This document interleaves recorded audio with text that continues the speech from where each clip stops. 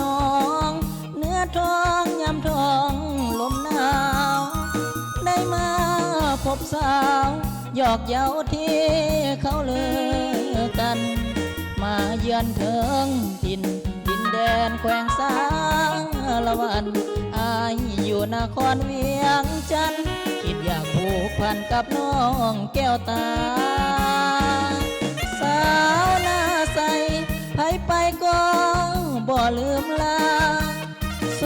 มคำลือสาเมื่อได้มาพบน้องคนดีลูกหลานพวงแก้วสมแล้วที่เป็นสตรีนับว่าอายคนโชคดีพบพ่อนาลีที่งามซึ้งใจนาสายเขตใต้แดนสา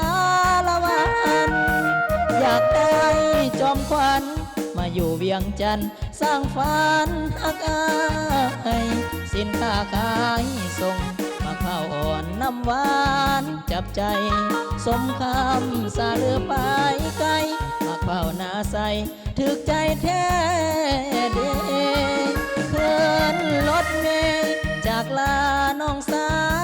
วนาใสขอห่างเพียงกายแต่หัวใจฝากไว้กับนางคนบนโยส่งคงได้สมปรารถนา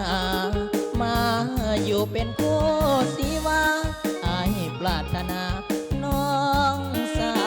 วนาใส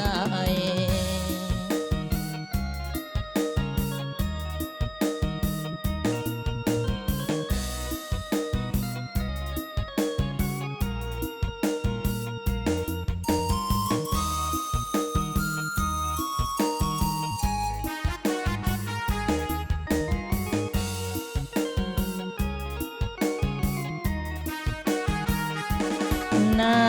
ใสเขตใต้แดนสารวันอยากได้จอมขวัญมาอยู่เวียงจันทร์สร้างฝันหักอายสินค้าขายส่งมาข้าวอ่อนน้ำหวานจับใจสมคำสาเลือไปไกลมาข้าวนาใสถึกใจแท้เด้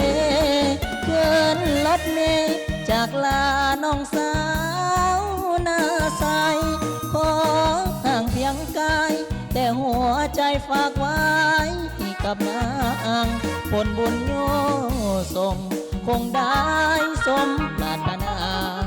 มาอยู่เป็นคู่สีวาอายปรารถนาน้องสาวนาใส